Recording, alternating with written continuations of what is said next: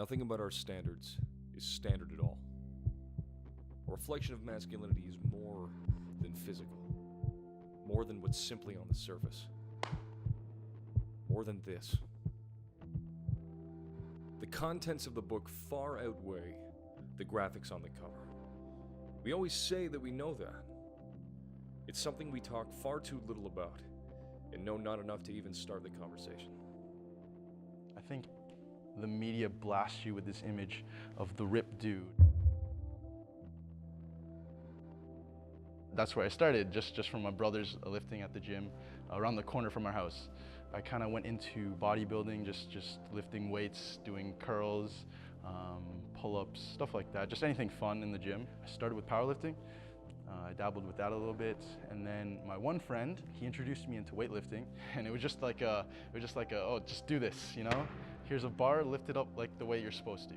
He kind of opened the door for me, and here I am. Now I weightlift all the time.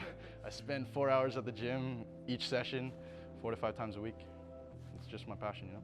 I come from a background of fitness. I grew up playing sports. I had 2 older brothers that were into bodybuilding, and so I grew up in that gym kind of atmosphere, going to gyms, going to bodybuilding gyms. I basically just grew up in that scene.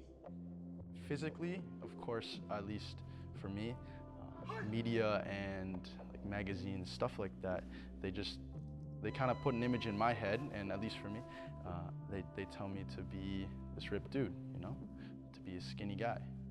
I'm not there, and I'm okay with my body. But before I started weightlifting, before I started lifting in general, I didn't find myself that attractive. I didn't know my worth. You could blast me with images of this quote-unquote perfect guy, and it's not doing anything positive for me. Yes, it could give me a better lifestyle, but at the end of the day, it's putting a negative image in my head of my own body. What led me to become a personal trainer was the passion for health and wellness.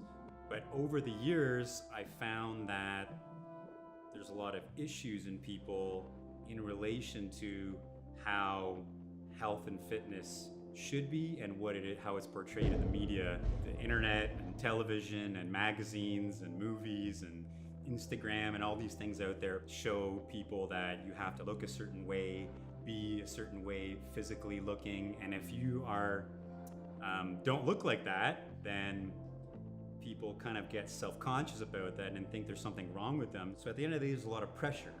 I think it affects everyone because it affects you at a young age. Even movies that you watch as a child, Hercules, the guy is a ripped dude. It's a Disney movie, but he's the attractive dude and he's ripped, right? So even at a young age, you're blasted with this image that you gotta be. If you're just trying to follow a certain image or a certain look and you're doing whatever it takes to get there, even though what you're doing is not healthy, you're gonna run into problems. That's creating kind of like a block in people's minds to kind of look outside themselves and follow what this person looks like because they're famous, because they've been on a magazine, they're a movie star. Not realizing that a lot of them are using drugs or steroids or whatever to achieve these physiques, and most young people don't know that. A lot of actors, if they need to get fit very quickly, they hop on steroids because that's the easy way to do it. They're taking all these drugs and they have these people that give them all the food that they need. They plan everything for them, their diets, all that. An average person doesn't have that, right? The average person has to do it on their own, and it's actually really hard. Started doing bodybuilding training and I wanted to gain a lot of weight, and I saw a lot of people, a lot of my friends take that to the extreme. They're doing relentless, vigorous training to look a certain way, and they're using supplements or drugs to look a certain way because they don't care about actual health. They're just doing it to the extreme because they just want to look a certain way. They've been programmed to think you got to be a big guy and muscular and this, tough and strong, or to get the girls or whatever it is, to have a certain image, you know, take the shirt off and you're big. And to get that body, they'll do whatever lengths. Like I said, they'll use drugs and steroids. Why do you think athletes and all these movie stars or, you know, famous people are using all these drugs? Because it's speeding up the process to get them the body that they want, and they don't care about the side effects and all the negative things that come to it. I know that, at least for me, I'm confident with where I am. If you aren't confident in yourself, then I think that's the number one thing that everyone should be to a certain level.